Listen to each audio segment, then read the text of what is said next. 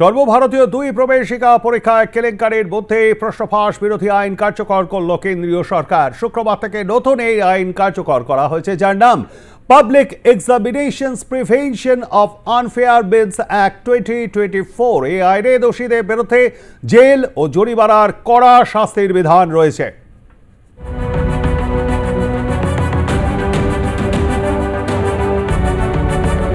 সর্বভারতীয় একাধিক পরীক্ষায় দুর্নীতির অভিযোগের ভিত্তিতে বাতিল বা স্থগিত হচ্ছে পরীক্ষা। ডাক্তারি প্রবেশিকা পরীক্ষা নিটের দুর্নীতির অভিযোগের মাঝেই বাতিল করা হলো ইউজিসি নেট। অস্বচ্ছতার অভিযোগ উঠেছে এই পরীক্ষায়, এরপরেই স্থগিত হয়ে যায় পরীক্ষা। সিএসআইআর নেটের পর এবার স্থগিত বিহারের টেট। একের পর এক পরীক্ষাকে ঘিরে একাধিক অভিযোগ, ছাত্রছাত্রীদের ভবিষ্যতের ক্ষেত্রে যা খুবই ভয়ঙ্কর। উচ্চশিক্ষার উপরে এক বড় আঘাত বলে মত শিক্ষক মহলের একাংশের। এটা তো একেবারে সত্যি খুব দুশ্চিন্তার ব্যাপার। যারা ছাত্রছাত্রী প্রথমে ডাক্তারি নিট পরীক্ষা দিয়েছিল, সেখানে একটা দুর্নীতির অভিযোগ সামনে আসছে এবং সেখানে যারা ছাত্রছাত্রী এতদিন ধরে পড়াশোনা করে পরীক্ষা দিল, তারা সত্যি একটা ভাবনা চিন্তার মধ্যে পড়েছে যে এখন কি অবস্থায় তাদের ভবিষ্যৎ দাঁড়াবে। তো এখন এই যে এনটিএ বারে বারে পরীক্ষাগুলো কন্ডাক্ট করতে গিয়ে তার যে স্যাংটিটি, এক্সামের যে স্যাংটিটি, সেই বজায় রাখতে ব্যর্থ হচ্ছে, এটা কেন্দ্রীয় সরকারের ভালোভাবে ইনভেস্টিগেট করা উচিত। এই নিয়ে শুরু হয়েছে রাজনৈতিক তরজা। কেন্দ্রীয় সরকারের বিরোধিতায় নেমেছে বিরোধী দলগুলি। প্রশ্ন উঠছে সর্বভারতীয় স্তরের পরীক্ষার নিয়ামক সংস্থা এনটিএ এর ভূমিকা নিয়ে। ভ্রান্ত পলিসি গ্রহণ এবং তার সাথে দুর্নীতিতে ওরা যুক্ত থাকছে, নিজেদের সমস্ত রকম যা ওদের হাতিয়ার আছে সেগুলোকে ব্যবহার করছে, কিন্তু এর ফাঁদে চরম সমস্যায় পড়ছে গোটা দেশের সঙ্গে আমাদের রাজ্যের ছাত্র যুবরা, সাধারণ মানুষেরা। মানুষ তার মোক্ষম জবাব দেওয়ার জন্য প্রতিদিনই তৈরি হচ্ছে।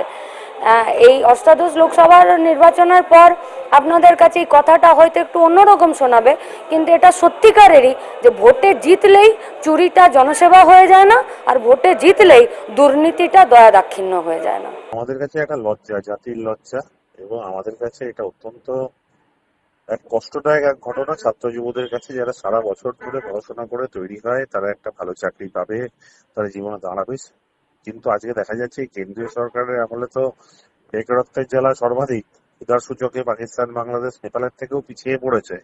কিন্তু এখন এরা স্বজন পোষণ এবং ব্যবসার জন্য এরা এই নিট এবং নিটের মতো পরীক্ষা, যেগুলো ডাক্তার তৈরি করে, যেগুলো শিক্ষক তৈরি করে, যেগুলো সবচেয়ে নোবেল প্রফেশন মধ্যে ধরা হয়, যাদেরকে আমরা অনেকটা ভগবানের চোখে দেখি, আজকে এইখানেও এরা দুর্নীতিকে প্রবেশ করাচ্ছে।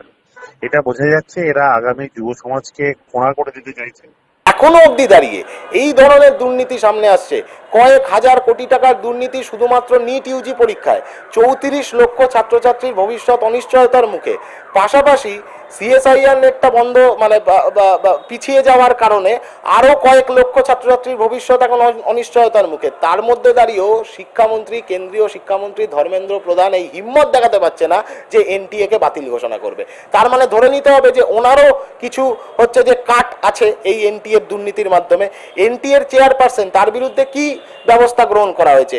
কেন এখনো অবধি হচ্ছে যে এনটিএর চেয়ারম্যানকে জিজ্ঞাসাবাদ করা হচ্ছে না? কেন এই যে সিবিআই প্রোবের কথা বলা হলো, একটা কেন্দ্রীয় সরকার পরিচালিত সংস্থা, তারা হচ্ছে এই পরীক্ষা নেওয়ার দায়িত্বে রয়েছে, তারা এই দুর্নীতি করবার রাস্তাকে প্রশস্ত করেছে বছরের পর বছর, আবার আরেকটি কেন্দ্রীয় সরকার পরিচালিত সংস্থাই সেটার তদন্ত করবে। এ তো বোঝাই যাচ্ছে এই গোটাটা হচ্ছে যে ধামাচাপা দেওয়ার জন্য এই গল্পটা, এই নাটকের স্ক্রিপ্টটা তৈরি করা হয়েছে। আমাদের বিতর্কের মাঝেই শুক্রবার প্রশ্ন ফাঁস নিয়ে কড়া আইন কার্যকর করেছে কেন্দ্রীয় সরকার। প্রশ্ন ফাঁস এবং পরীক্ষা জালিয়াতি রুখতে নয়া আইনের বিজ্ঞপ্তিও জারি করা হয়েছে। গত ফেব্রুয়ারিতে এই আইন পাস করেছিল কেন্দ্র। নয়া আইন অনুযায়ী যারা দুর্নীতির সঙ্গে যুক্ত তাদের কড়া শাস্তির বিধান হয়েছে। কোনো ব্যক্তি প্রশ্ন ফাঁস করতে গিয়ে ধরা পড়লে ন্যূনতম 3 বছর ও সর্বাধিক 5 বছর পর্যন্ত জেল হতে পারে।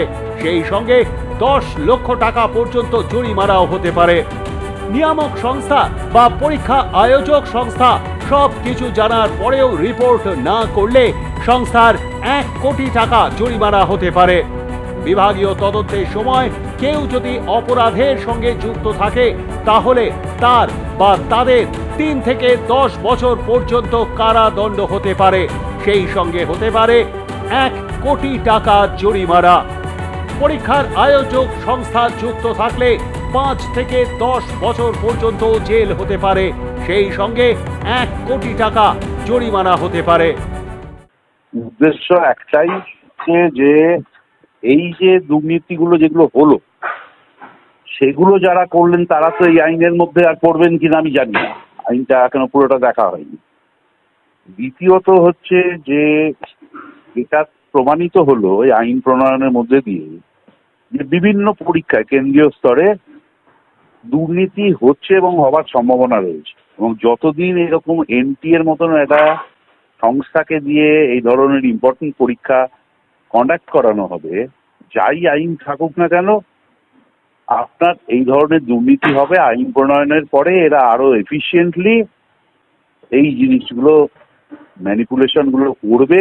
কড়া আইন দেখুন, প্রশ্ন ফাঁস হয়ে যাবার পর আইনটা করা হয়ে গেল, করা হলো, তাতে খুব মানে জানি না ভবিষ্যতের পক্ষে লাভ হতে পারে, কিন্তু বেসিক্যালি ওই আপনার একটা কথা আছে না, জোর পাড়ালে বুদ্ধি বাড়ে, সেরকম অবস্থা হয়ে যাচ্ছে।